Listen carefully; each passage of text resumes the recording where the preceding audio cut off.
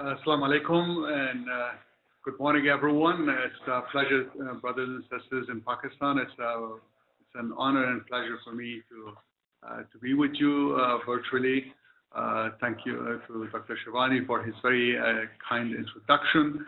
What I'll be doing tonight is, this morning for you, would be give an overview of electrical distribution system. Electricity has played such an important role at all people's lives, and that importance is increasing. There's hardly any part of our lives that does not have an impact on electricity. And then I'll talk a little bit about the situation in Pakistan, what are some of the specific things that could happen more on the demand side as well as supply side of electricity. And also, as all of you as young and very capable entrepreneurs, what are the kind of things that you can think about that can potentially give you some ideas of areas to look into, because I think electricity provides such a major opportunity for everyone globally. Let me first go to the slide, and if you can look at this, then this is a slide that was taken by NASA in 2008. And of course, this gives you, of course, it was not taken as one slide, it was a combination of many computer slides that was put together as a flat screen like this. And it kind of gives you a sense, if you look at it, as the parts of the world that are really using a lot of electrical energy, see how bright they look when you look at North America, when you look at Europe, some parts of Asia, but then we see some other continents that it looks quite dark.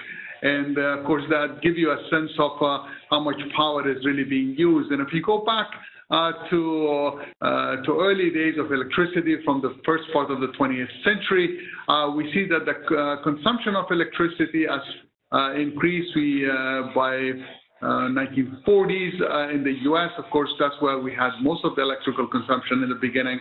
About 10% of the electrical consumption of energy consumption was electricity, and by 1970 that moved to about 25%.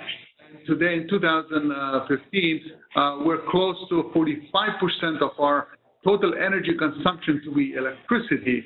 And today, for instance, globally, we are consuming about 15,000 billion kilowatt hours of electricity annual basis. And just to give you a sense, comparison-wise, Pakistan consumes about 100 billion kilowatt hours of electricity. And yet, even when you look at this map, you can see that roughly about 1.4 billion people on Earth still do not have access to electricity, and about 1.2 billion have not adequate electricity. And I realize that Pakistan is part of that one. We have about any country that has more than 4 hours of break of service on a daily basis. That's what is part of that system. So let's go and say why electricity is so important.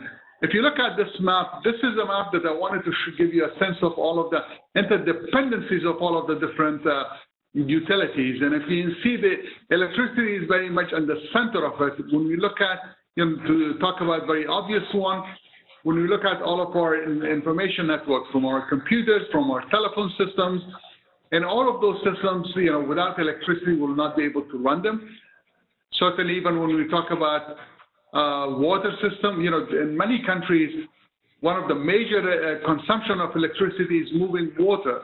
I know, for instance, in neighboring country, India, close to 50% of the electricity use is just moving water. In the US, it's about, somewhere between 15 to 20% of electricity. Then I look at, when you talk about steam heating systems, as well as air conditioning systems, even natural gas, for moving natural gas, for compressing natural gas, using electricity. So that kind of gives you a sense of the kind of centrality role that electricity has, and that's why the consumption of electricity has been increasing in a very major way.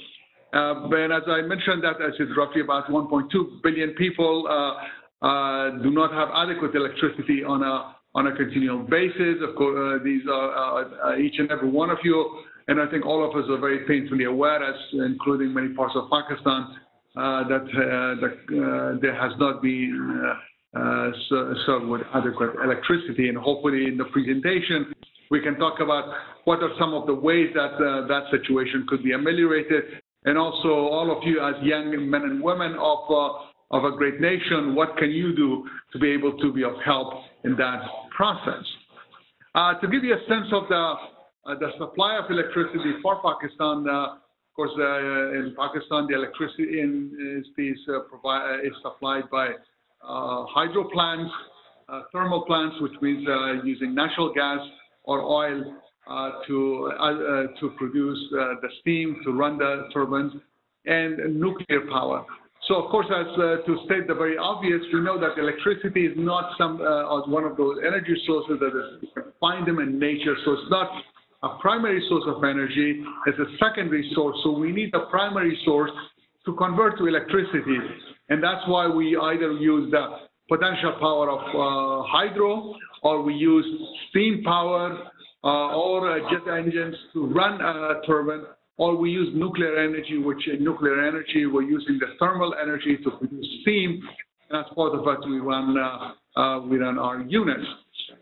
Then we have, of course, I wanted to give you a sense of some of the major power producers in Pakistan, WAPDA, KSC, IIP, which is the independent power producers, and then give you a sense of the total consumption, total units that are connected. We are talking about roughly 20,000 megawatts of electricity. It's 2010. Not much has changed in terms of the number of units. And but unfortunately, when you look at the demand of the country, the demand is close to 16,000 megawatts of electricity. And the other part is that even if you have the connected, units of close to 16,000 megawatts, because of the age, because of maintenance, and because of other issues, not all of that capacity is available, and there lies some of the problems that Pakistan faces.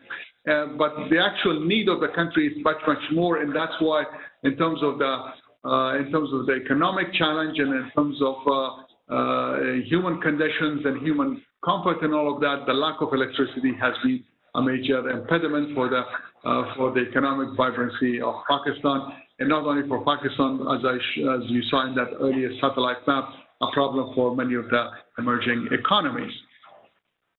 I wanted to give you this slide just to get a sense of, in a relative sense, where Pakistan stands in terms of the amount of electrical generation. As I said earlier, we're talking close to 100 billion kilowatt hours of electricity. But as you can see in this map, we have a number of countries much smaller than Pakistan. For instance, Netherlands, which has basically a tenth of the population. United Arab Emirates, which is even much smaller country, or countries like Vietnam, Malaysia, Malaysia and Argentina, as countries that also were devastated after World War II, and Vietnam problems all the way till 1980. But it's amazing that what they have in the population of Vietnam, a little bit less than Pakistan, but electrical consumption is so much higher. So that gives you a general sense of the amount of electricity consumption for some of the other countries in size that are close to Pakistan. So allow me first to go over some of the basic principles of electricity, and then we'll talk about distribution systems. When you talk about electricity, of course, electricity is generated when you move an electrical conductor in a magnetic field. And so when we move an electrical conductor within a magnetic field, we see an electrical potential generated.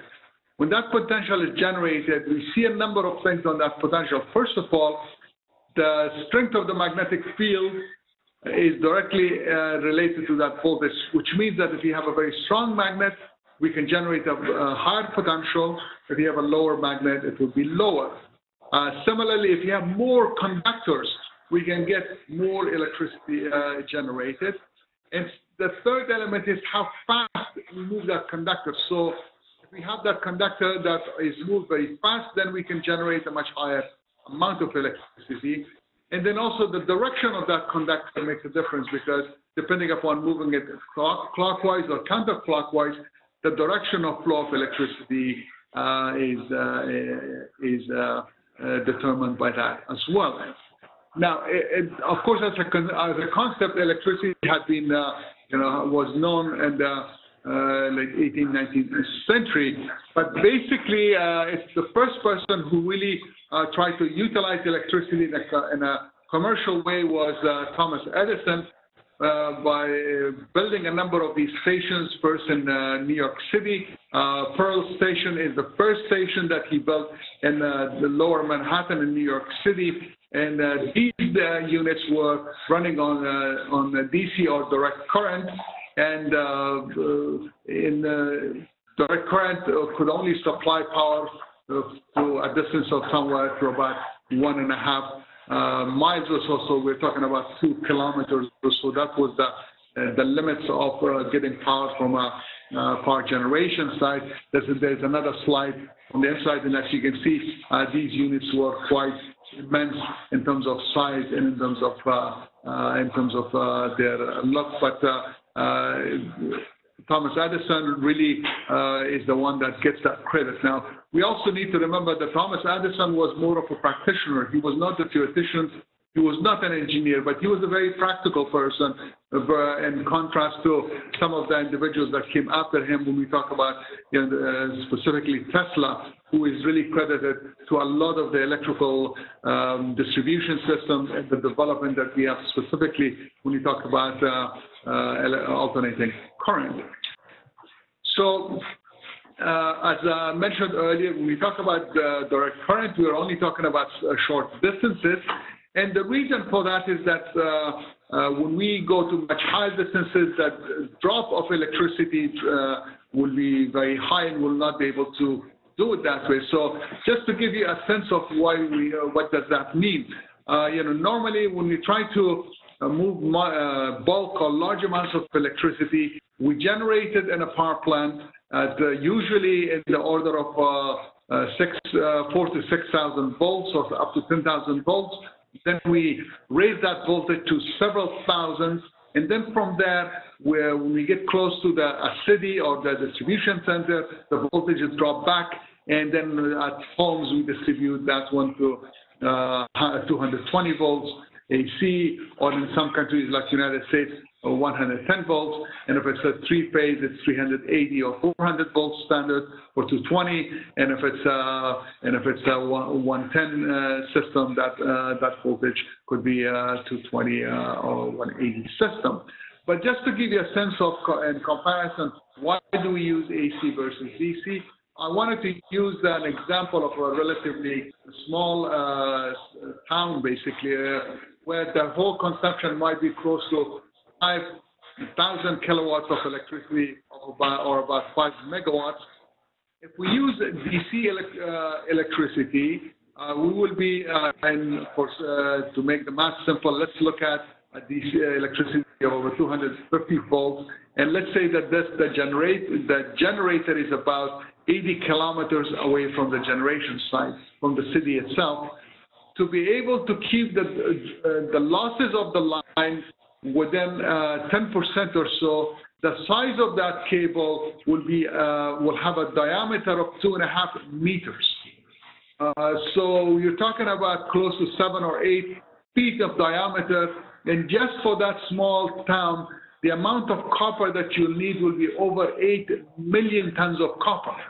So I think that you can see that that's why DC electricity could not really be used for major power systems. Now, by contrast, when you talk about an 80-kilometer power system, more than likely we'll be using 100,000 volts or at least 50,000 volts. If you use 50,000 volts, the amount of current for a three-phase system, we were talking about close to 1 ampere, and the size of wire that we need is close to number 23 wire or close to a telephone wire, and we're only using a few pounds of copper.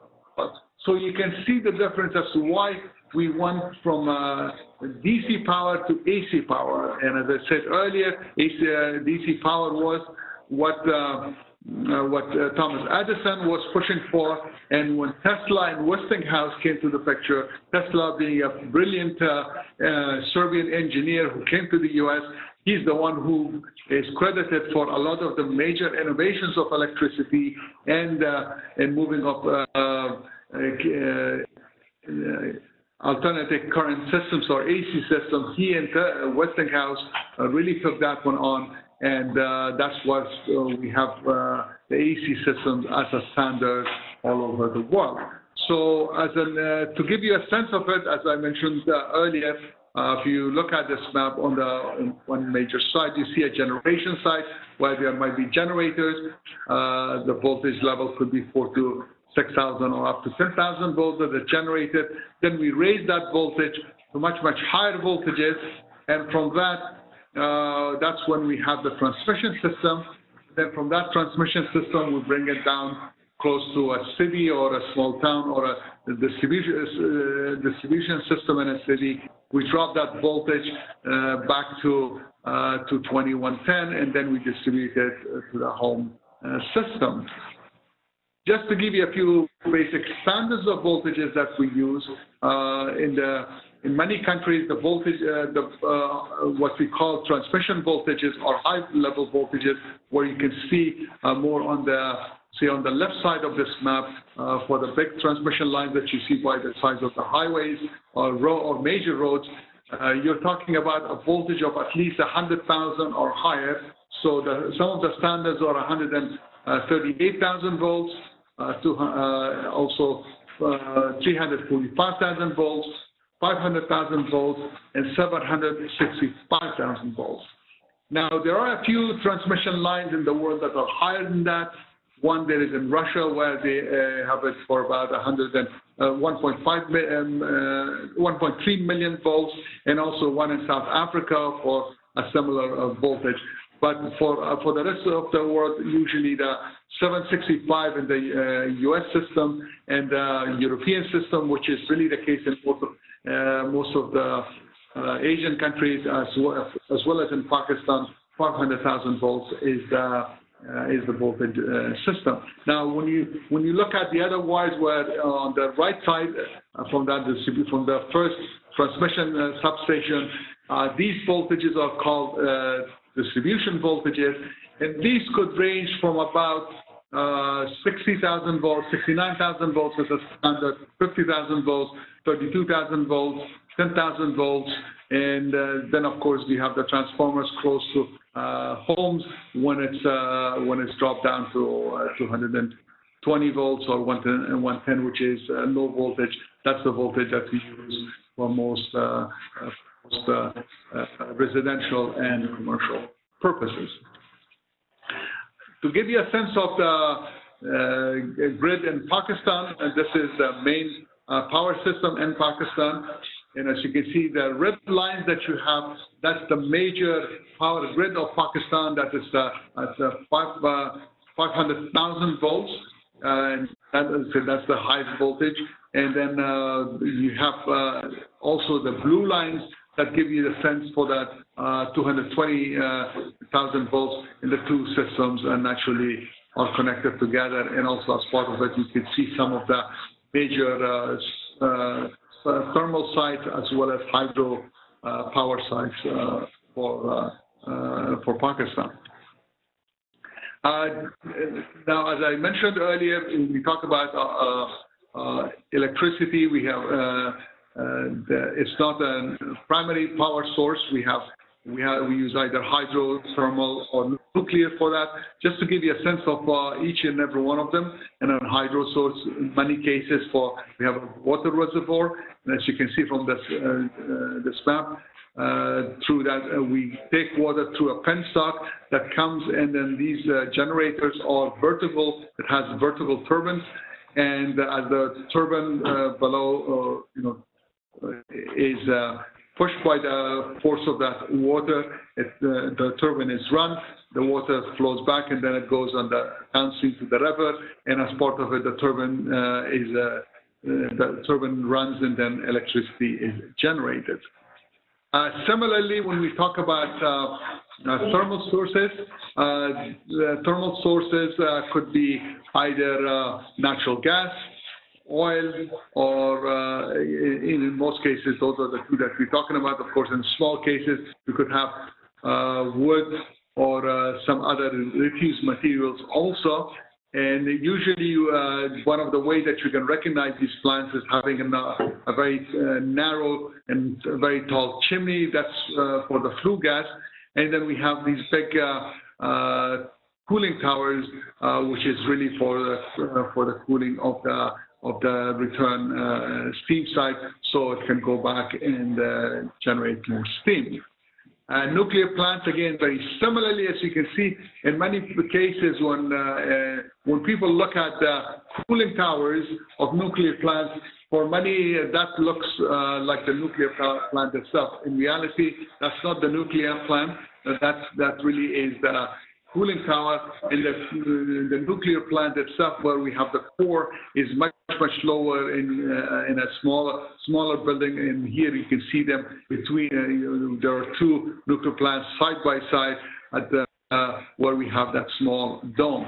To give you a schematic of how nuclear plants are producing electricity, you can see on the red area, that's where we have the reactor. The reactor is all encapsulated, it's enclosed, and then within that one we have these individual rods, which is within the 238 uranium. 238 uranium is not a very stable substance. So by moving those rods, which are called poison rods, we can control the amount of nuclear reaction that we have. And then after that whole system is immersed in water, and through that way, all of that nuclear reaction is converted to thermal energy, and we can generate steam. That steam produces, runs through a turbine, produces electricity, and that steam is cooled. As you can see on the right, lower hand of the right side, then we see the cooling tower that cools off that steam back to condensate, and it goes back and we generate steam.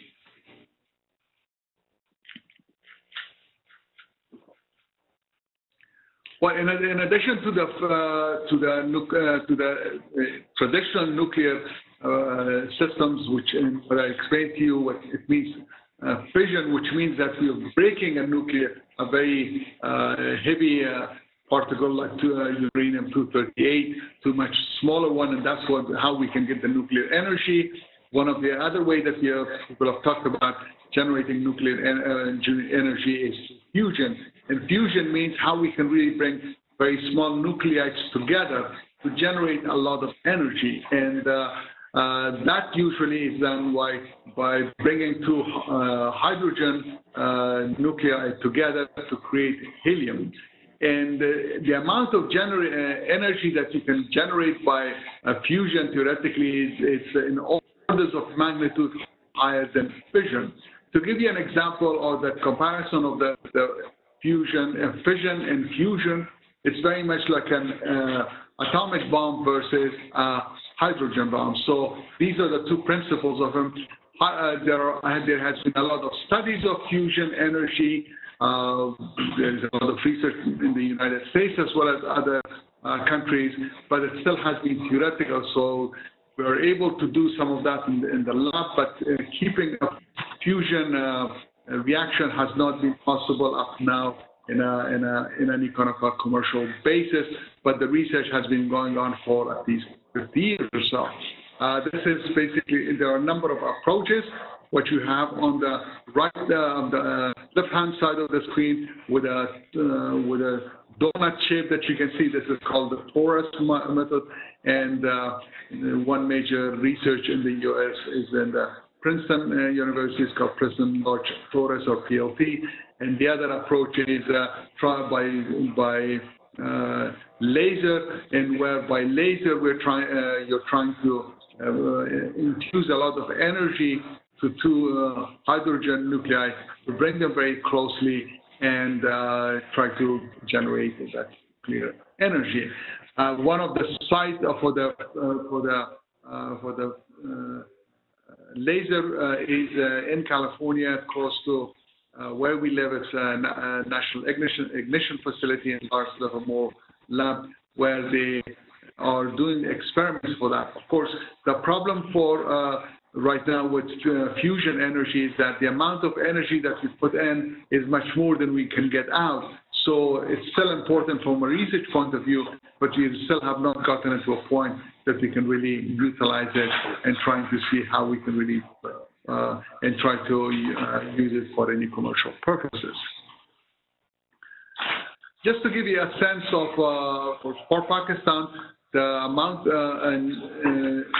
about 2/3 of the energy in Pakistan is generated through thermal sources, and of course, primarily it has been natural gas, and that's why right now there is also a shortage of natural gas for Pakistan. Specifically, when you look at compressed natural gas usage, has really dropped tremendously because so much of it is needed for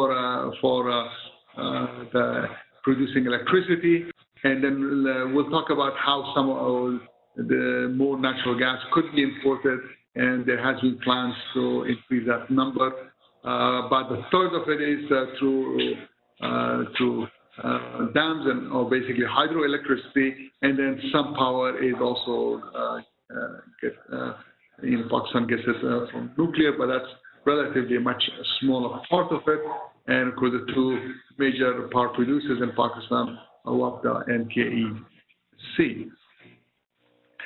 One of the other areas of energy that in the last couple of decades we see more and more discussions all around the world has been using some of the clean energy or renewable energy. Now, wind energy is one of those ones that that there has been a lot of discussion.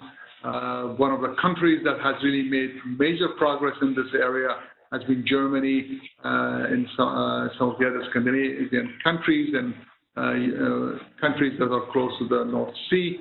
For instance, Germany is intending that 20 to 30% of its electricity will be generated by wind, and these units that you can see, some of them now can generate about 1,000 to 1,500 kilowatts per unit. So these units are the fans are quite huge. We're talking about a few hundred meters in terms of the length of each one of these fans. So they're very, very huge units, but they are becoming a very viable source of producing electricity. This map can give you a sense of some of the work that has been done, preliminary work in Pakistan, on what part of Pakistan is viable to generate to generate wind energy. And as you can see from that scale of 1 to 7, areas that has a blue is 7, or in areas that has red is about 4. So you can see that there are some parts of Pakistan close to Afghanistan border in the western part, as well as in the southern part, close to Karachi area. In some areas in the north, those areas are far more viable, and of course, much smaller systems could be built in a number of other areas as well. Of course, the other aspect is solar. I have some of these slides from the U.S. In the U.S., we're seeing solar that are installed on top of roofs, on top of parking lots, and so many other applications. The use of solar has really increased, I think, globally. If you go back to about 25, 30 years ago, solar was used mostly for thermal purposes, but the use of solar for electricity has really, as a photovoltaic cell, has really increased in a very major way. And now there are a lot of plans in a number of countries, specifically countries that have a lot of sun, on how it could be, they could really take many areas, barren areas that is not being used for other purposes, or in the urban areas using groups to install solar power. A few key elements of solar is, of course, the amount of sunlight that an area has, and also the direction of those units. And actually, in order to increase those ones now, they can even make these panels to move. So to give you a sense of some of the different types, what you can see on the right, on the left-hand side, you can see some of these panels that are part of a roof or so, and the direction of these panels can move slightly in order to maximize the amount of electrical energy that can generate. And then what you see on the right side is a new set of mirror system where they're trying to get a lot of that energy to concentrate in a small beam, but a very high energy beam, and that's how they can try to generate much larger amounts of electricity. So that all of those mirrors that you can see work as concentrators, so it can increase the amount of electricity that is generated.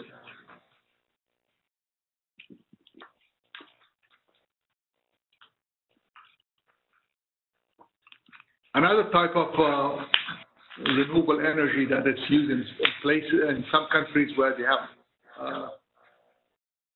a lot of geothermal energy, and that is, if they have from volcanic activity, if they have a lot of natural steam that is generated through geothermal.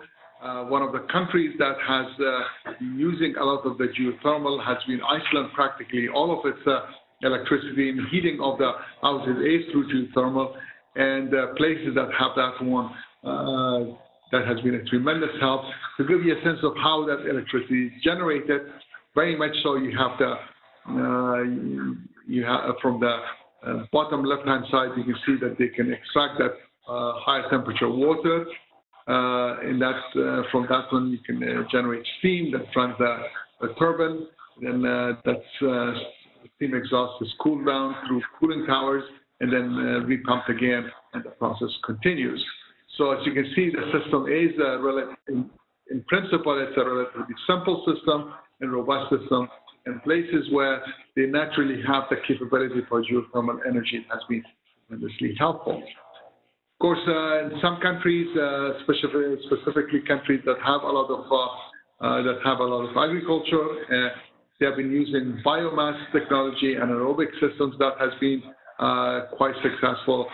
There has been many of these projects, specifically in Africa. There have been a number of, as well as in some of the other developing countries. These systems are also one way that one can reduce the amount of waste, but we can really produce a good amount of electricity from them also. So the other part I wanted to talk about was some of the solid fuels, and these solid fuels could be wood, could be coal, and for most purposes. Give you a sense of about how these ones are generated. One of the issues that we can have in these ones, when we talk about any type of a solid fuel, first the amount of ash that is generated, how we can minimize the amount of ash.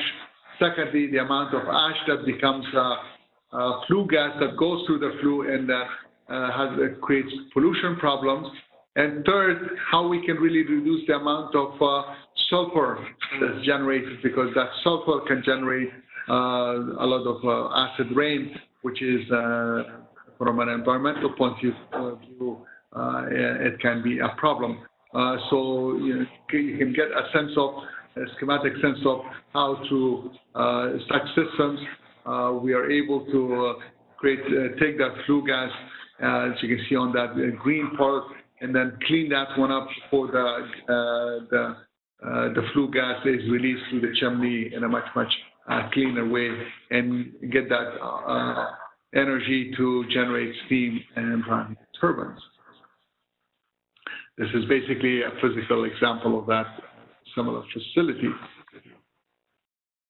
So just to recap, as we said, now of course we talked about the generation system. Now let's talk a little bit about transmission system, and then how we bring it to the distribution, and some of the key elements that we have in our power distribution systems as a whole.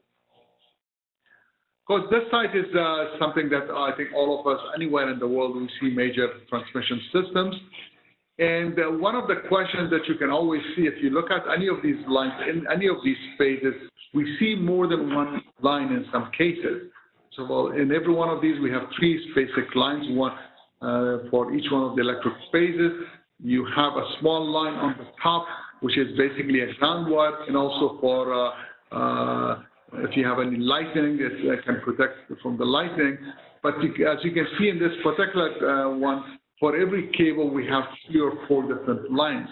But the reason for that is when we talk about high voltage systems, the amount of current is not high. The problem that we have is that all of the electrostatic power forces that are generated. So when we try to have more than one of these ones, effectively that whole line works like that, you know, like the entire circle. So that's why we can get much better capacity out of the line by much smaller amount of conductors. And when you look at them on the highways, if you have one conductor, more than likely for phase, it means that the voltage level is not more than 130,000 volts. If you have 2 for every one of the phases, it means that the voltage is not higher than about 345,000 volts. And if you have 3 or 4, it means that more than likely the voltage is 500,000 volts or higher. So in Pakistan, as you're driving along, and you can see on a bus or so, if you have the 4 lines, then you know that's the 500 kV system. And if you have 2 lines, more than likely that's part of the 240 kV system. If it's 1 line, it's less than 130,000 volts. Now, in the major cities, of course, we try to go using overhead systems. Overhead systems are less expensive, but we have weather issues in parts of the world where rain, snow, lightning, and others could be a problem. You know, that causes issues and what can have power outages. But in most cases, until power is brought in the city, we use overhead system for the cost. Of course, when we get to the city, that's when we start using underground cable systems. And of course, the good element about the cable system is that we can reduce the elements such as lightning or from other weather conditions. It can really give us some protection. And for high voltages, these lines would actually have, in order to cool these lines, we run a coolant, usually an oil, to cool those lines because of the high temperature that these lines could be. One of the big problems that we have with underground lines is sometimes when there is rain, a lot of rain gets collected in some of these pipes, which can actually cause problems. But aside from that one, underground systems, although they are quite expensive, but they are more desirable. And of course, from a safety point of view, it's much more better, and we do not have that visual blight or the visual pollution that we get as part of a lot of overhead lines. Now, from the cables and lines, then we get into switches. And when we get to switches in the distribution system, we have a number of ways that we can, or different technologies that we use for high voltage distribution or in transmission voltage systems. And the question would be, is why do we use different technologies? And those different technologies are for a very, very basic purpose. I'm sure many of you may have the experience that, especially when a room is dark or whatever, when you turn the light on or you turn it off, you see a small arc, or you can still, even around the light, even around the switch, you can feel it, or you may, I think many of you may have experienced that. And that is, of course, when we talk about only 220,000 volts, 220 volts. But how about when you talk about hundreds of thousands of volts? If you are trying to turn on a switch for 500,000 volts, or 220,000 volts, or 240,000 volts, of course, that generates a large amount of an arc. And that arc is very powerful. And even although you have opened the switch to break the current, if you have created that arc, the electricity flow has not stopped. So the switch has not really done its job. So what we want to do is find a way that electricity would be broken, so the arc would really be quenched. And there are several technologies for that one. The first one is the electromagnetic type switches, which here you see an example of it. It's a little bit more older style technology, was primarily used from 1930s, 40s, still about 1960s and 70s. And the way these switches work, they have a major element, as was shown here earlier, an arc shoot. And within that arc shoot, to give you a sense of what really happened, on the top left hand, this is the time that the circuit is still connected, the power is going, and of course, no issue. Now, the second top one, this is the time that the switch has just opened. So an arc is generated. When the arc is generated, what we try to do magnetically is to move the arc within that arc shoot. And as you can see from the bottom one, we have the arc length become very long. So you can look at it like a piece of rubber. When you try to stretch a piece of rubber quite a bit, then it becomes weaker and weaker. And if you continue to stretch it, it gets to a point that the rubber breaks. So here exactly that's what we do for an electrical arc, and using magnet to make that arc much longer. And as part of it, as you can see for the middle one, this is the time that the arc has become too long, and it begins to quench. And then for the last part, this is where we bring in puff of air and clean that. That's how the circuit is really disrupted, and the circuit has been turned on. Another technology that we use is using oil. If you use the dielectric oil within and immerse the switch contacts there, you have a similar system where when an arc is generated, we get a bubble that is created because of the chemical reaction of that arc with the oil. And within that one, we get, as part of the chemical reaction, we generate hydrogen. Now, hydrogen, in the absence of oxygen, is a very good fire extinguisher. Of course, when we have it with oxygen, that's when we can have a major explosion. But of course, within the switch, we do not have any oxygen, so it can quench the arc, and it can quench it relatively quickly.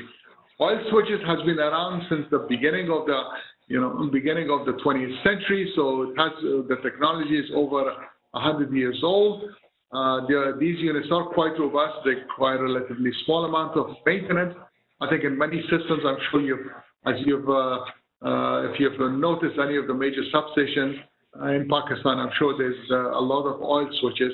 The only problem with these switches are, over time, sometimes the oil may leak from the gaskets, and of course, this oil is not good for the environment. So you're trying to have some kind of a curbing. So if for whatever reason these switches have a major leak, or they have a major electrical problem, so the oil of that oil will be contained, and it will not contaminate the area. Another switch, another methodology that we use is what we have on the left side on the schematics is a vacuum switch. A vacuum is basically goes with the principle that when you look at an arc that is generated by opening a switch, what is an arc? An arc is nothing more than the ionization of the air. But if you do not have any air, then there is nothing to get ionized. So that's how the whole principle of vacuum switches, where we put the contacts within a very high vacuum area, and the switch moves only a very small amount. For instance, for 30,000 volts, we're talking about less than a quarter of an inch of moving of the switch, and an arc gets quenched. Some of the other technologies that we use is sulfur hexafluoride, which you have it on the right hand of the slide. Sulfur hexafluoride is similar to vacuum, but we put natural gas within that contact area. And the good thing is that because of the fact that this is an inert gas, and it's also has a good extinguishing characteristics, it has a number of other desirable characteristics in what we use sulfur hexafluoride. So in many switches that is used today, and when we talk about the distribution systems of electricity, we're using more and more of the vacuum sulfur hexafluoride or air blast switches, which basically uses a big puff of air to blow that arc and switch that arc. So now that's so much for the switches. Now the other element that, as we talk about the system, of course, is our transformers. As I mentioned earlier, transformers are the devices that takes one level of electricity and raise it to another level of electricity. As we showed earlier, that in the schematics from the generation side, we increase the voltage to very high levels for transmission system, and then when you bring it back to the distribution system or the residential level, we try to drop it, and that basically is the role of a transformer. In this picture, you see two sets of transformers to give you a sense of the schematics of transformer. On this top left-hand side, you see a transformer where we have two sets of windings. One is called primary, which is connected to the line side. Secondary is connected to the load side. The ratio of the windings on the two sides gives us the ratio of voltage. So if you have more windings on the primary and less windings on the secondary, it means that you're lowering the voltage. If you have low windings on one side, more windings on the other side, then you have more. You're raising the voltage. So that ratio of the voltage is basically the ratio of the amount of turns. These coils in the whole, and then you have a magnetic core to keep all of the magnets within that.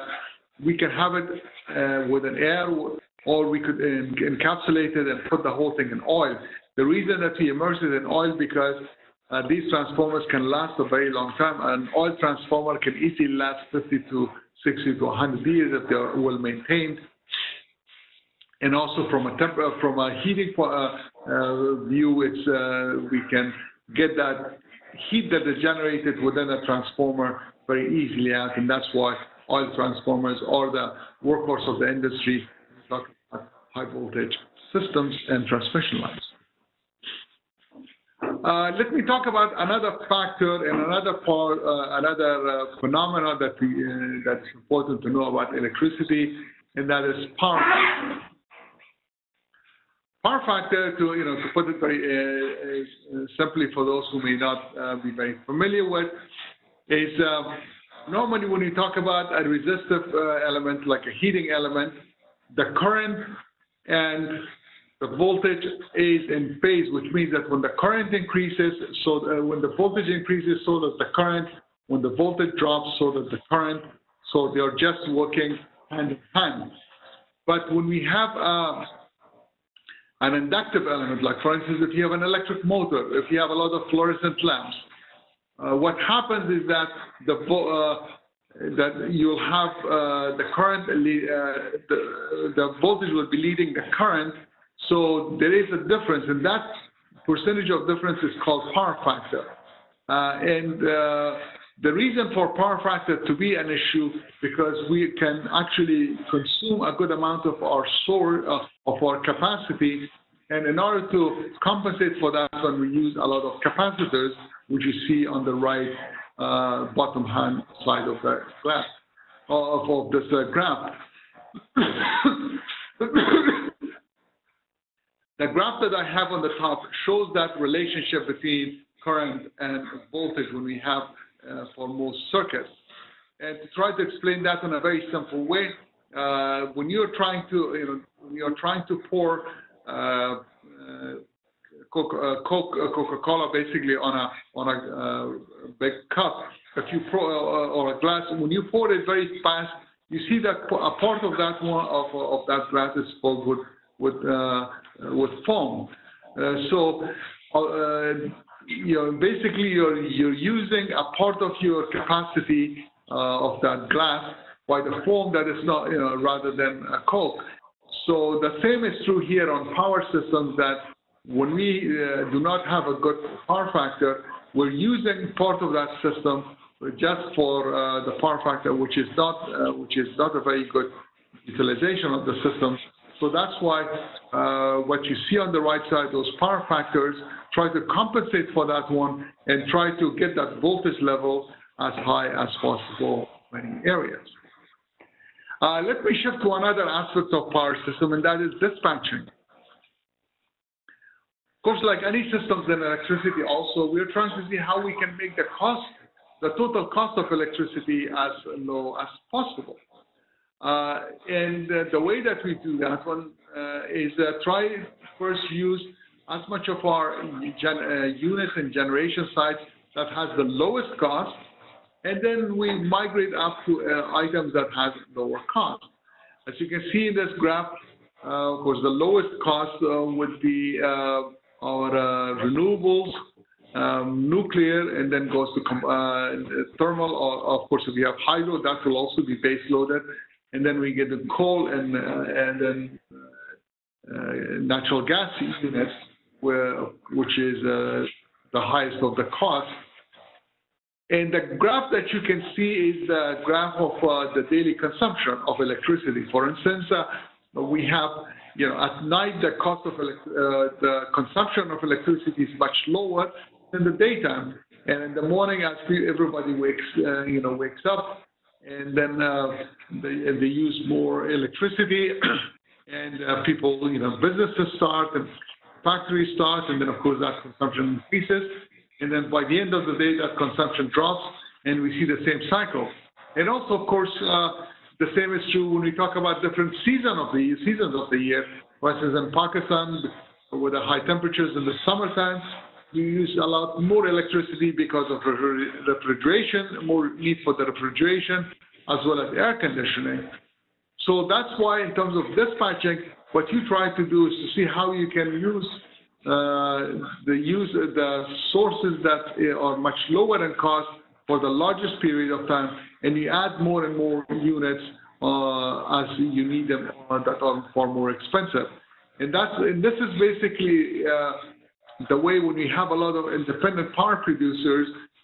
In many ways, it works very much like a stock market, that each one of them can actually bid, or they could have a long-term contract that, okay, they can provide electricity on a guaranteed level for, let's say, 9 cents a kilowatt hour. But immediately, if you want a large amount of electricity on the spot market, that might be about 15 cents or 12 cents a kilowatt hour. So that's how dispatching really works. The last data that I have, I believe, in Pakistan, when you are trying to buy firm power, it's about 13 cents a kilowatt hour, and when it's and if it is non-firm, which means that could be interrupted, it's about 8 to 9 cents a kilowatt hour. Of course, another element of electrical system is the short circuits and failures. And electricity's failure, most of the failure is usually a failure of the insulation, which means that rather than electricity being contained within the wire, it finds a shorter route. And as part of that one, we can see a tremendous amount of mechanical forces, as you can see on the right side and on the right top part, as well as on the left one, where coils of a whole transformer has really moved in a major way, because we have 2 or 3 different things happen at the same time. You have major mechanical forces, you have very high thermal energy, and all of these things come at the same time, and that's why the whole impact of these ones could be quite devastating and quite tremendous.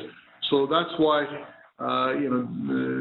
for electricity, safety has always for paramount importance, and we try to emphasize that one has to be careful because, unfortunately, electricity is one of those utilities that is not very forgiving, and unfortunately, a wrong move could really cause the lives of one or many individuals. So that's why safety is something that everybody should be always cognizant of.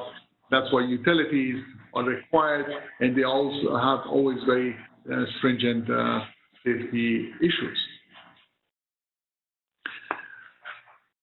As I showed you earlier on the dispatch on a daily basis or on an annual basis, this is what I wanted to look at the whole, how do we really try to address this one in a much global level when we talk about trying to meet the demands of electricity for a city, for a country, or even for a number of countries together, or a number of different cities.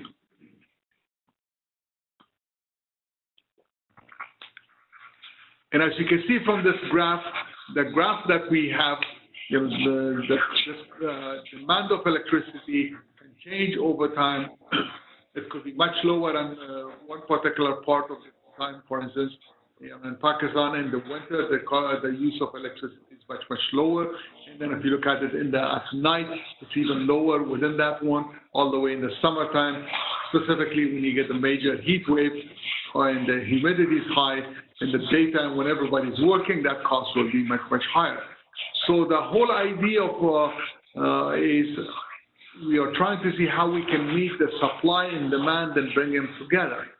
Of course, when there is a difference between supply and demand, you try to do, and there are two different approaches that you can take. One approach is how you can really increase your supply to meet your demand, which is referred to as the supply side. The other one is demand side, that how you can change and shift demand so you can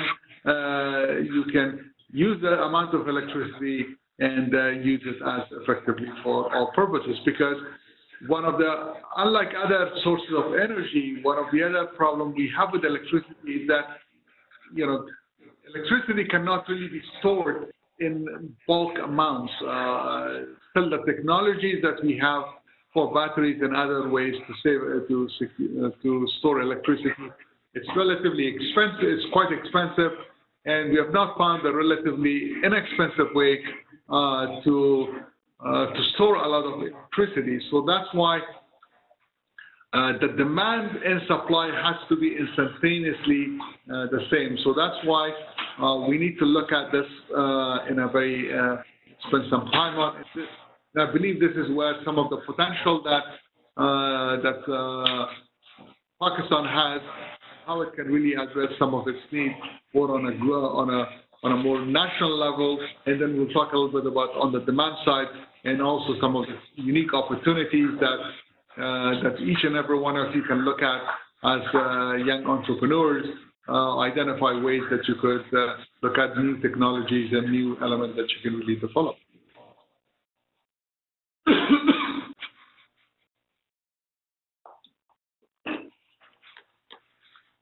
So first, let me talk about the supply side of electricity. And I wanted to look at not only Pakistan alone, but if you look at Pakistan and the region as a whole, this picture shows part of the Central Asian countries, from Kazakhstan, Turkmenistan, Uzbekistan, Kyrgyzstan, Tajikistan, Afghanistan, and Pakistan. And of course, we have Iran also. If you look at many of these Central Asian countries, they have a tremendous amount of potential energy that could be exploited. For instance, when we look at places like Turkmenistan, Turkmenistan has the fourth largest natural gas reserves in the world, while for instance, Pakistan has major need. When we look at Tajikistan, Kyrgyzstan, to an extent, they have major hydroelectric potentials.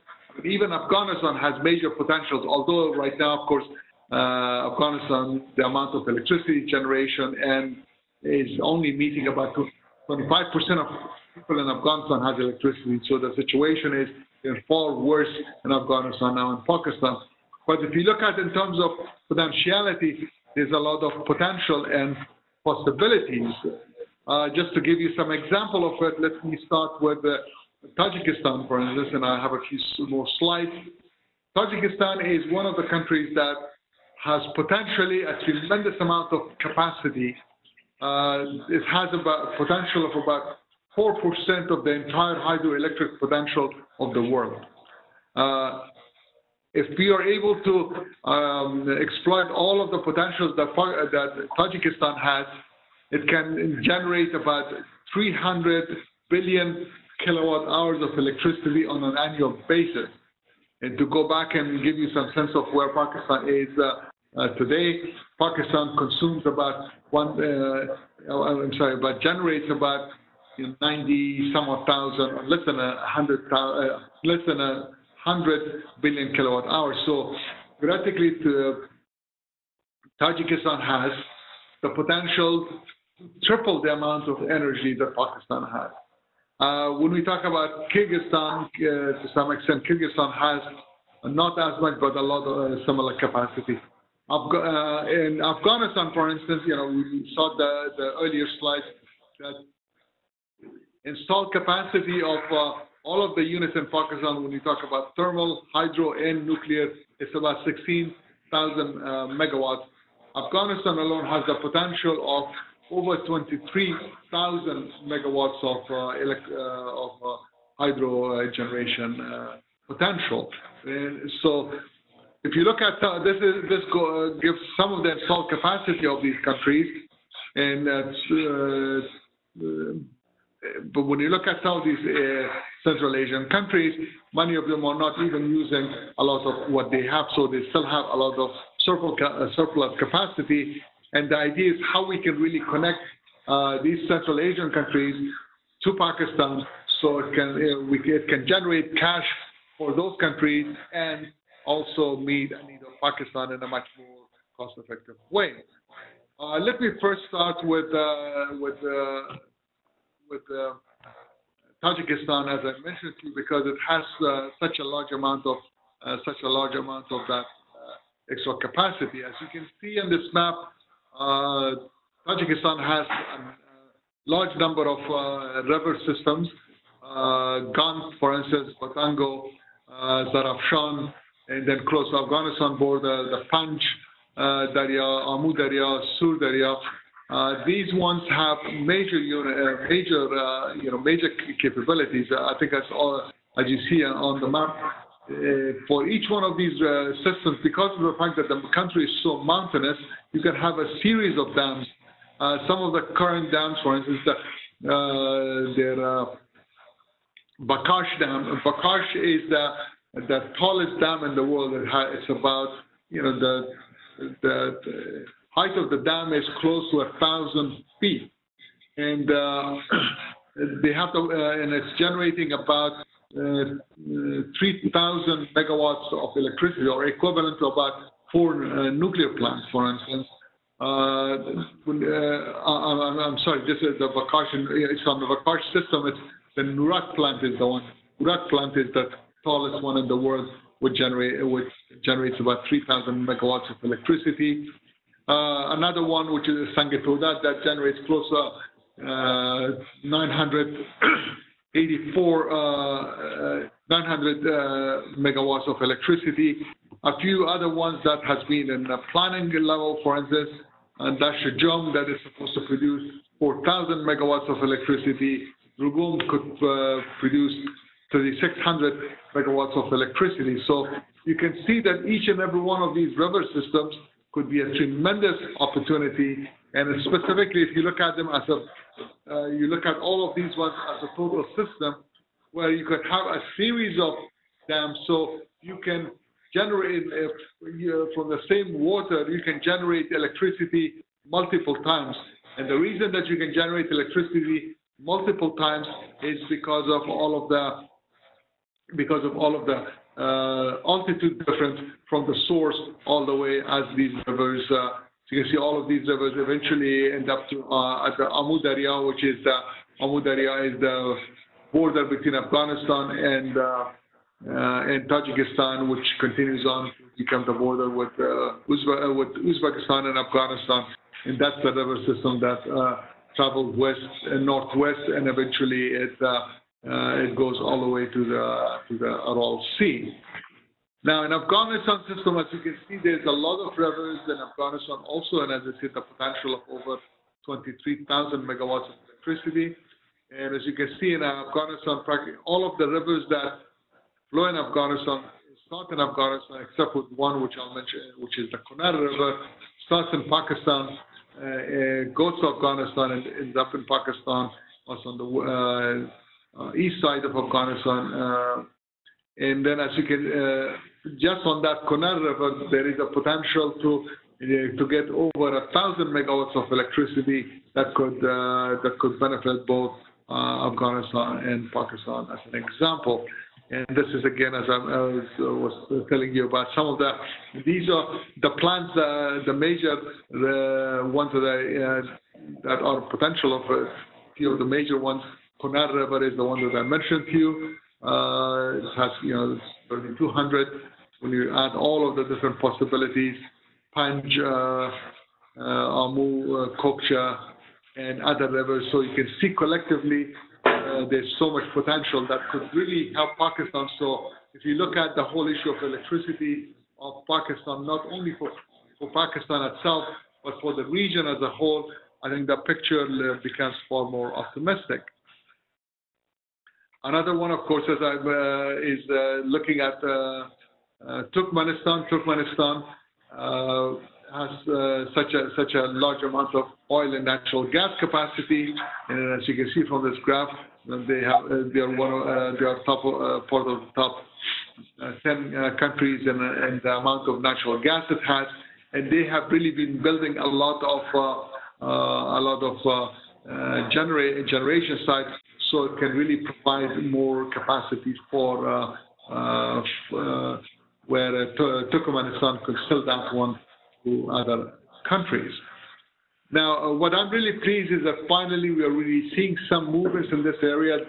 Some of these topics have been discussed for a long period of time, and of course some of them has been the sources of funds, as well as the other political issues and whatever. I'm glad to see that the first project is along this line is taking momentum, and but hopefully the funding of this one is going to be completed soon. This project is called the Casa 1000 project.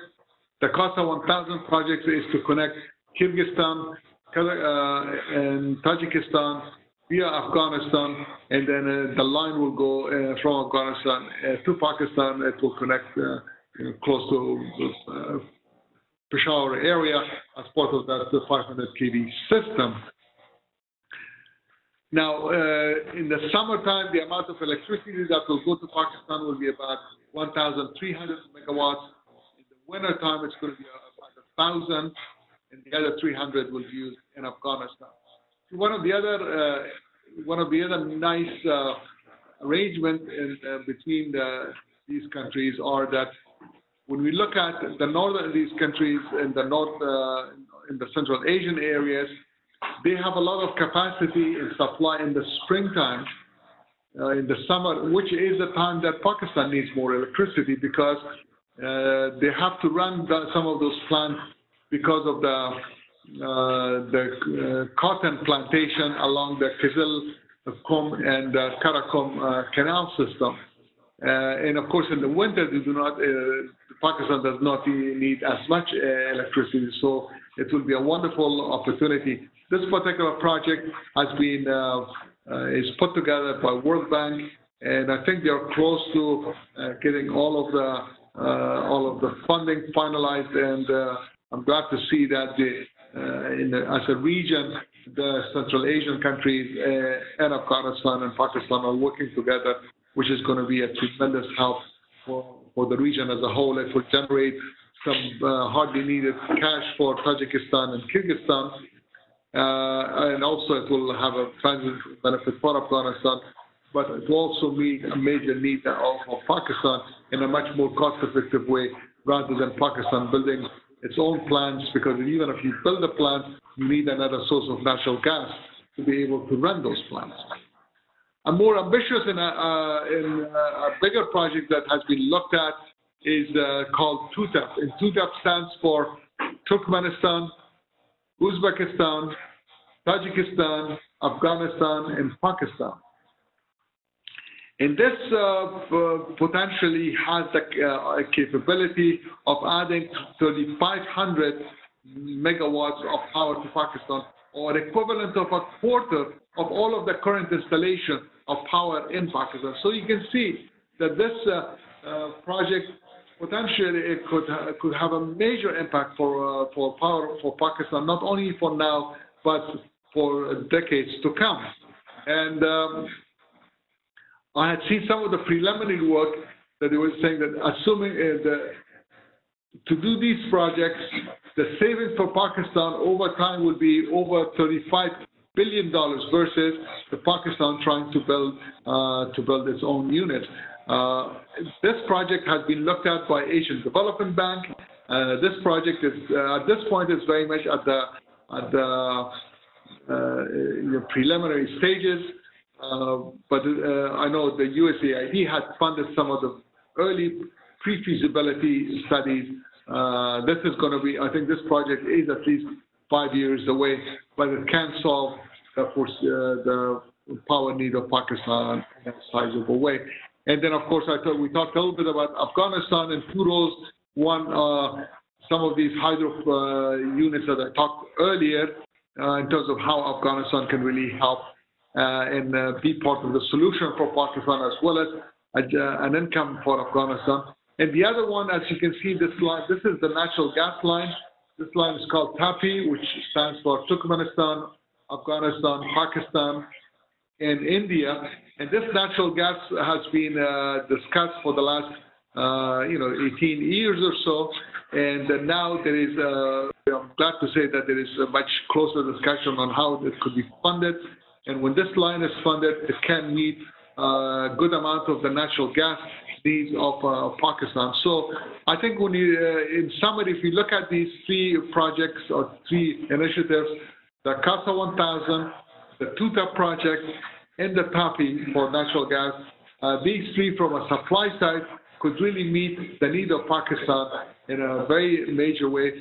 And also, more importantly, it will be wonderful to see all of the countries working together to meet the needs and also create a closer and a stronger economic ties for the region as a whole. Now, let's move and look at the other side, which is the demand side. On the demand side, before we get to some specific opportunities, let's look at some of the, what really happens in energy. When we look at energy, from the time that we get fuel, whether it's natural gas, whether it's oil, whether it's any other system, thermal system, out of that fuel that we burn, only 39% of it actually produces electricity. Close to 2/3 of it is basically wasted. This is how thermal processes work. But out of that 33% that we get, we also lose a lot of it in transmission. Although in this graph it says 3%, but when we talk about the condition of transmission in distribution systems in places like Pakistan, that loss is 10% and above. And then when it comes to our homes, depending upon the type of devices that we have, the type of units that we have, we could have a lot of losses also. So that's one area that in terms of where we can really see tremendous potential. Now let's look at when we bring electricity within a home. A good amount of it is when we look at in homes. The two major uses of electricity is for lighting and motors. And motors could be for our refrigeration units, air conditioning units, and other purposes. First of all, when you look at a typical incandescent lamp, only 2 units of that energy is really used for electricity, and 34 of that one is used for heating. So actually, and of course, in the summertime, it becomes more of a problem rather than really giving us light. But when you look at some of the newer technologies, of course, even when we look at the incandescent lamp versus a fluorescent lamp. In fluorescent lamps, the efficiency is 2 or 3 times higher. But when you look at some of the new technologies, such as U-tubes, such as especially the light-emitting diodes, you're talking about 100 times less energy consumption for a light-emitting diode. So these are the kind of technologies in ways that I think many of you may be interested in looking at. Another potential is how we can really move flow. For instance, there are certain need of electricity that you could shift. For instance, how you use your air conditioning, what time you want to use it. If you have other devices like when you're trying to pump water to your water system or to bathrooms or whatever, or if you have maybe for washing machines and whatever, when do you actually use those ones? All of these ones, the way that you can shift those ones, it has a lot of possibilities for new technologies. Now, this is a case of transmission system, and as you can see, these transmission systems could be, not only from a visual point of view, it's a major problem, but the amount of losses that we have in such transmission systems is tremendous. Easily 10 to 15% of power is lost on the normal cases, and when you have foul weather, for instance, when you have rain, when you have fog and whatever, the amount of losses increase in a much higher way. So all of those ones are ways and technologies that you can look at, and opportunities that are there on how it reduces the need for electricity. One other way is referred to as distributed generation system, where there are possibilities that you can generate electricity in smaller quantities, and that could be connected to the system. One will be, for instance, for companies, if you have a particular processes that you're generating, and you can take some of the waste steam, that waste steam could be turned into electricity, and those units could be connected back to the system. If you have, for instance, on the rural areas, there could be small hydro plants, or when we talked earlier, when we talked about solar or wind, all of those ones and small units could be connected back to the system in a distributed system. And all of this is a way that you can reduce the overall need of electricity and reduce the demand shift. Just to give you some of the basic examples, sometimes, in some cases, even running a reciprocating engine, which is, of course, this is not the most efficient way, can actually reduce, because since we will not have the distribution cost. Typical combustion turbines, we showed you earlier. Some of the other technologies that we can use for distributive is photo cells. We talked about that, as well as fuel cells, high-density batteries, wind energy, Stirling engines, flywheel, and microturbines. Some of those ones that I talked about are not like when you talk about Stirling engines, flywheels. Those have very unique purposes. But wind energy batteries are, still in. I think there's a lot of discussion about it. Technologies hopefully will come. Fuel cells, there is a lot of possibilities. In the U.S., fuel cells have been used quite a bit, and we're seeing a lot of that, and I'll talk a little bit about microturbines also. First, listen, this is a typical microturbine. These units look very unique. The good thing is it only has one moving part. It can use natural gas, it can use sour gas, it can use a number of different sources. So the other good element is that the amount of, from an environmental point of view, the emission of these systems are much lower than other types of systems, and that basically is where we see the benefit of microturbines. Fuel cells, as I mentioned to you, it's becoming more popular. Now we can have fuel cells that could be several thousand kilowatts in terms of size, and they can use natural gas to continually charge it. And also the heat that is generated out of these units could also be used for air conditioning or purposes. This is a fuel cell that I was part of back when I installed it in one of the universities in Southern California. It was the 11th largest in the world. That time it was about 1,000 kilowatts. Now, of course, there are many units that are much, much larger, but you can see that, and in this particular case, all of the heating, all of the flue gas was being used for heating purposes, and then all of the even natural carbon dioxide that was being generated was being used on for botanical purposes. So I think in a way we were getting, and nothing was really being released in the environment. Batteries, as I mentioned, there's a lot of technologies and research that is going on, and this is an area that those of you who have an interest may be potentially looking at, because I think in the batteries case, the key is that if we can make the cost of batteries reduce the cost by a factor of 5, or and also increase the energy density by a factor of 5, we can really make a major impact.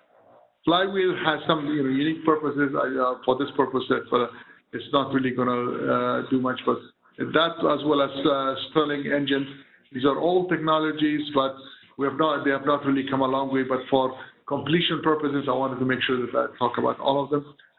Solar, we already talked about solar. And as you can see, the cost of solar, as we move to the different generations of solar, the amount of energy that we can get from them has really increased, and the cost has really dropped precipitously, especially in the last 2 decades. The whole idea is, of all of these different distributed units is how we can all connect all of these so we can shape the demand curve in a way that we can reduce the demand and be able to use all of your units most efficiently and meet our critical loads on a continual basis. That's where there's a lot, for some of you who work on software, in creating smart grids. There are many algorithms and many technologies that I think it has tremendous opportunity for Pakistan, specifically because of the shortages of electricity. And you can see what are the ways that you can connect these ones. So again, as you can see, this is in a city on a much larger area. We can connect all of the different elements together so we can get similar benefits. So this overall hopefully has given you some general ideas about power systems, and of course this was again a major overview rather than going on any items in more details. But again, I want to thank you for your interest and in being part of this, and I would like to open it up for questions.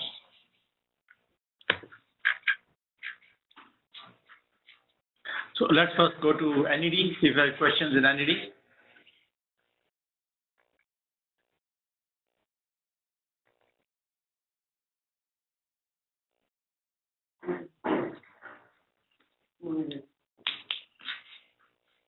You mentioned oil was switches.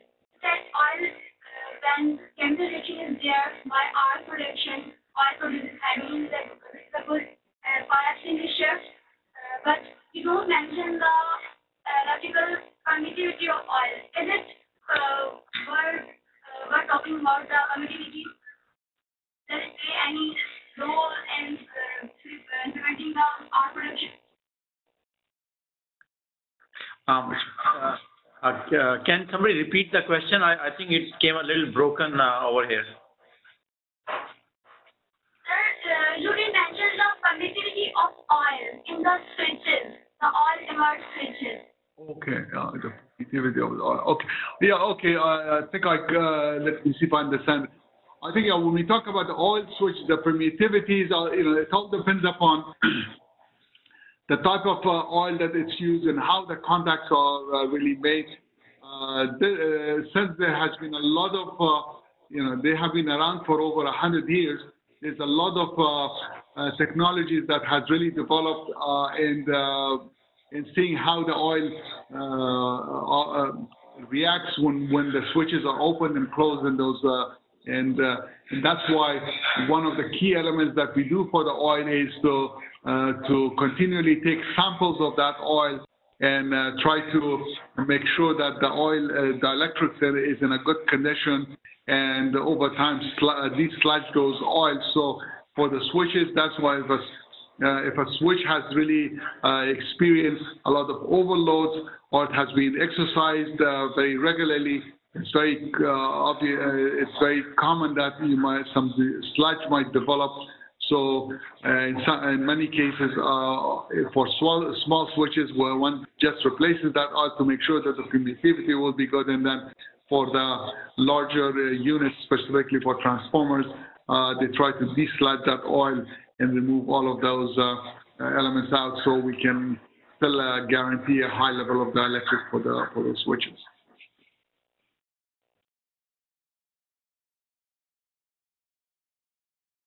Okay. My name is Dr. Nashmi. I'm department of computer science. I've been following a company by the name of Bloom. Mr. Sridhar was working on this. He was at NASA and was working on some project for creating oxygen on station on Mars. So he has used some reverse of that, and he has created a generation of electricity through fuel cell type technology. Can you tell me something about what is your comment on Bloom? Because there is quite a lot of material on the internet, and a number of IT companies are actually using this systems, and they claim that it's quite efficient and less costly compared with photovoltaic. If you are aware of this one. Okay, well, thank you, sir. It was a great question. As I mentioned in the beginning of the lecture, see that the electricity is becoming continually a larger and larger part of the overall energy consumption, and the reason, and one of the major reasons for that is use of energy for all information technology purposes. And one of the key elements in the U.S. is what are the different ways that we can really reduce the amount of energy consumption for and produce more efficient systems. For instance, when we look at some of the large major power networks, when you talk about many of these computer networks, you almost need 1 or 2 nuclear plants for each one of them to operate them. So that's why there is a lot of interest on seeing how we can really even miniaturize more. And even to some cases, we can go the technologies beyond the static charge to ideally, eventually, we could see quantum computing to be able to reduce the cost. So it's twofold. One, what are the ways that we can really reduce the actual cost of these units and electrical consumptions of these units, whether it's for memory or the processing as a whole. And then, of course, on the other side, as you were talking about it, for money, so they are really looking at ways to build renewable sources. Google is one of the major company here, of course, in the U.S. as well as globally, where they have been working a lot in trying to find alternate sources for their servers and cloud.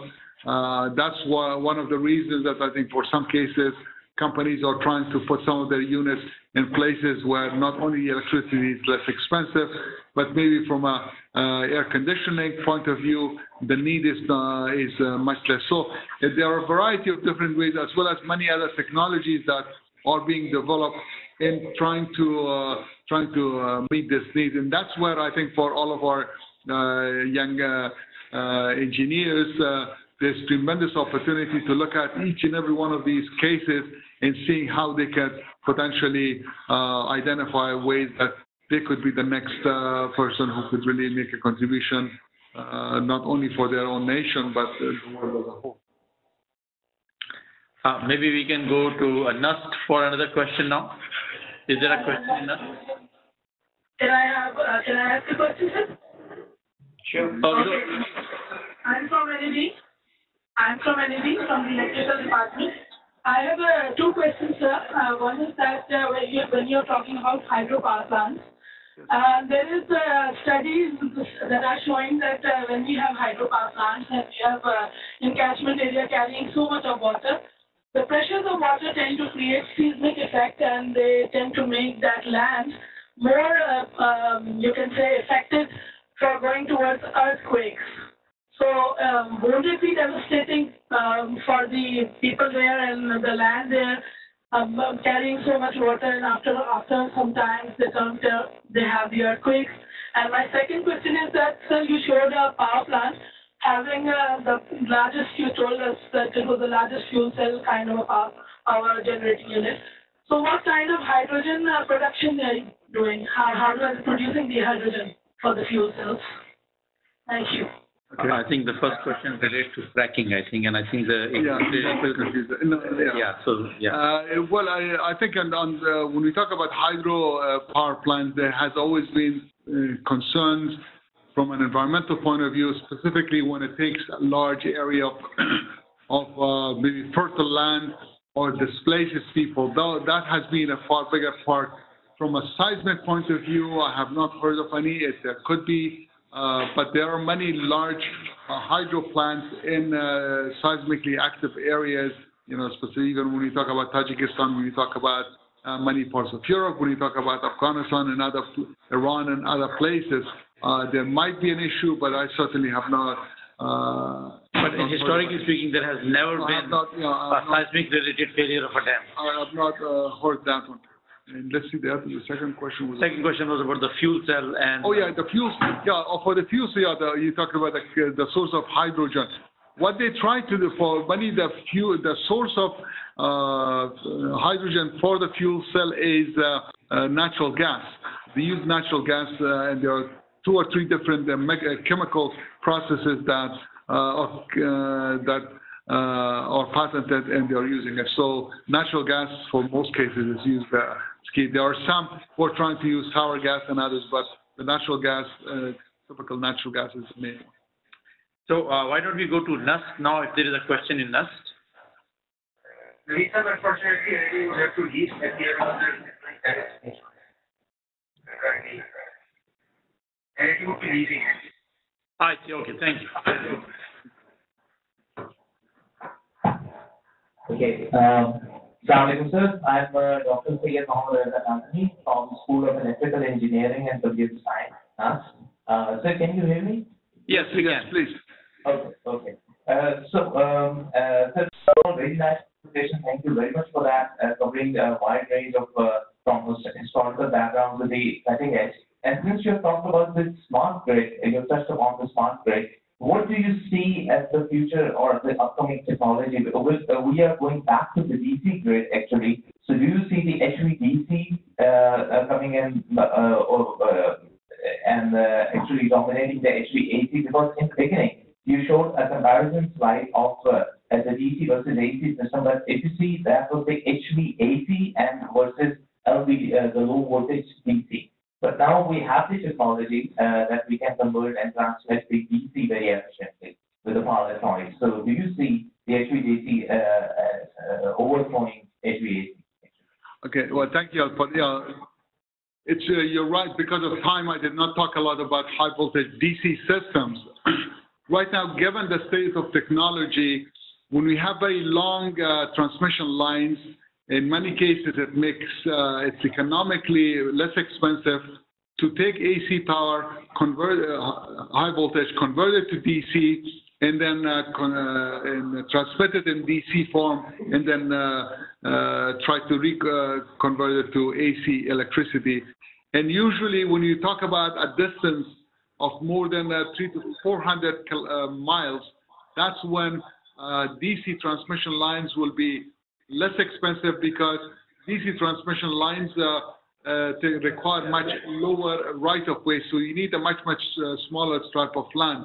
But when you talk about much shorter distances, then we're using you're using AC. It's more because the cost of the two AC to DC conversion that you need in both ends is more expensive. Now, for other purposes, for instance, specifically when you talk about connecting different systems, in many cases, that connection is AC to DC and then back to AC systems. I'll give you an example of it. For instance, in the U.S., power systems in the northeastern part of the U.S. is connected to Canada because in the summertime we get a lot of electricity from Canada to the U.S. from their hydro sources, and in the winter some electricity from the U.S. goes to Canada. That connection is a DC system connection because these two systems are quite huge, and making an AC connection is going to be in having the two systems synchronized is far more complex. Now, going back to those systems that I talked about for the, for instance, for CASA 1000, which is to connect Tajikistan, Kyrgyzstan, Uzbekistan, in Afghanistan and Pakistan, that is going to be an AC to DC connection. So right now, the power from Tajikistan is going to be coming as an. Let me see if I can go quickly to the, no, maybe that might be difficult to go to that slide. But the power connection from there to Afghanistan and specifically to Pakistan is going to be AC to DC. And again, that's part of not getting into the complexity of having all of those different countries sync together, because right now, of course, every one of the countries are at a different technical level and also different standards, and it's far easier to have a AC to DC and AC connection for that purpose. So let me also take on April 8th, we are going to have a talk on microgrids, and in particular micro DC grids. And that talk is all about, because in solar situation, solar cell output, let's say, is in DC, low voltage DC. And so let's say if you're going to use a microgrid where you're just going to light up a few homes, a small mohalla neighborhood, then actually having DC, refrigerators, DC, television units, motors makes a lot of sense. And so on April 8th, Dr. Sivaram, who's a well-known expert on this subject, is going to give a talk about DC, solar power, and micro DC grid. So I think that should be a very good talk and answer some of the excellent questions that you asked. Doctor, my name is Adil Ahmed. I am also from Peak. I have a question related to this AC-DC conversion on the border. We recently had a Star Energy Symposium sponsored by the Embassy of Japan at NAS. And this issue was brought up during that time also. And there was a point of discussion that out of some 100,000, I don't remember exactly the figure, major expenditure was on this AC to DC and DC to AC conversion. And it's not only because of the synchronization issues, it is because of the to avoid the transmission, avoid the propagation of fault from one country to the other country. So what are we doing about this to reduce the cost of this in the cross-border power transmission and avoid this transmission or this propagation of fault from one country to the other country, other than this AC to DC or DC to AC conversion? Well, the main, as you stated, the main one is the AC to DC conversion. One of the other ways that when it's AC to AC, one way that they try to do is to go through a transformer, for instance, because one of the issue is a lot of the non-linear power units and harmonics that could be introduced. That's why, for instance, in the U.S., in many of the states, if you have industries that co-generate and generate their own electricity, for many of the utilities have some requirements, and one of the requirements is try to use tuned transformers, which means that the connection between the two is isolated as to a transformer, and then they could also have some other ways to make sure that a lot of the harmonics do not transfer. So I think, yeah, you're absolutely right that in addition to the synchronization issue, the propagation of harmonics is one of the key elements in that, and usually the tuned transformers is one way that we can address that issue. So I think, Dr. Qayoumi, it's 11 o'clock here, and I would like to thank you very much, and I want to thank all the audience in NED and us and other places who have joined us. So I want to thank all the audience for joining us today, and I want to especially thank Dr. Qayoumi for making the time. In fact, he came directly from the airport where he was having meetings with President Ghani of Afghanistan, but I'm very thankful for your making the time on a short notice for this presentation. So thank you very much. Thank you. It's a pleasure to be with you, and hopefully we'll see you in the future. Hopefully you'll have a chance to meet you all in person. Thank you very much. Thank you. Thank you.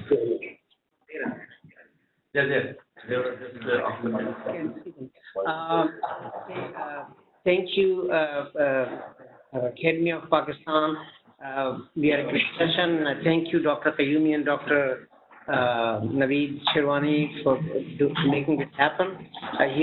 Dr. Shirwani already mentioned that last seminar would be on Sivaram from solar energy. So the next one, that will be the last seminar before we start the next semester. But the next one we're still trying to figure someone out, and we will let you know via email. So thank you very much. Inshallah, we'll see you next week. Assalamu alaikum.